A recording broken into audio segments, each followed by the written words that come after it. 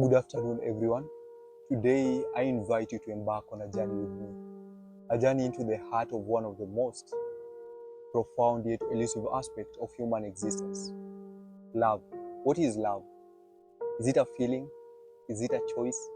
Is it an action? Or is it something deeper?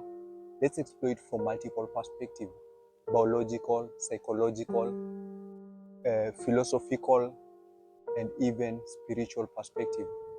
Biological perspective. At its core, love begins as a biological phenomenon. When we feel love, our brain releases a cocktail of chemicals: serotonin, dopamine, oxytocin, designed to bond us with others. And these chemicals gives us a sensation of euphoria when we are with a loved one, and a sense of belonging when we are connected to them over time. Love has evolutionary roots. It encourages bonding, cooperation, and reproduction, all of which are essential for human existence.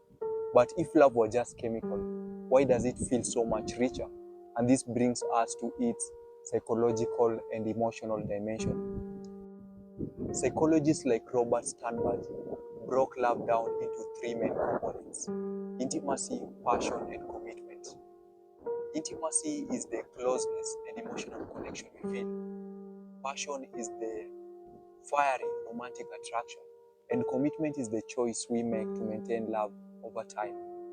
Robert Sternberg suggests that true love happens when all these three come together, and it is not always simple. It really is not always simple. Psychologically, love often reflects our inner world, our upbringing, our attachment styles, and even our self-esteem.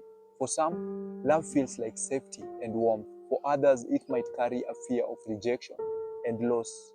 Love can mirror our deepest vulnerability, and yet it holds the power to heal them. Philosophical perspective. Let's now ask, what is love really? Philosophers have wrestled with these questions for centuries. Plato spoke of love as a ladder, starting with physical connection and ascending to love for the soul, and ultimately love for the divine or the ideal. In contrast, existentialists like Soren Kierkegaard saw love as a choice, a commitment to act in the interest of another even when emotions waver. In this view, love isn't something that just happened to us.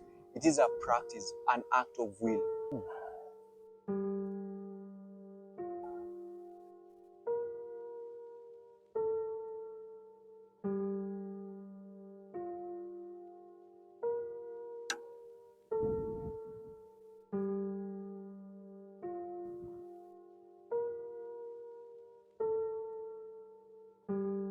Both perspective challenges us to see love not just as a fleeting emotion, but as something transcendent, demanding effort and intentions. Spiritual perspective.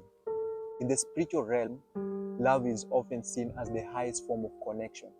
In many religions, love is synonymous with divine energy.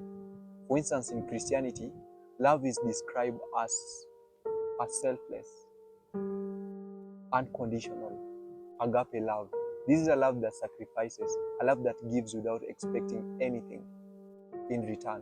Similarly, in Hinduism and Buddhism, they speak of metta or loving kindness. This is a universal love that extends beyond individual to embrace all beings. Here, love is no longer just a feeling. It is a way of being, a state of consciousness. It asks us to dissolve our egos and see one another as an extension of ourselves. And the most interesting part is what love is not. To understand what love is fully, it is equally important to understand what love is not. Love is not possession, love is not control, nor is it dependency. True love does not suffocate or demand, it liberates. It allows growth both for ourselves and for the ones we care about. In the words of Khalil Gibran, let's love one another, but let's not make a bond. Let it rather be a moving sea between the shores of our souls. This reminds us that love thrives in freedom and mutual respect. The paradox of love. Perhaps the most fascinating thing about love is its paradoxical nature. Love can make us vulnerable yet stronger. It can make us individual yet interconnected. It can make us selfless yet fully, deeply fulfilled. It is both deeply personal and universally shared. And maybe this is the beauty of it. Love is not meant to be understood, but it is meant to be experienced, nurtured, and shared. So let's ask, from what you've learned from this video, what you've heard, and what you've experienced in your life, what is love truly?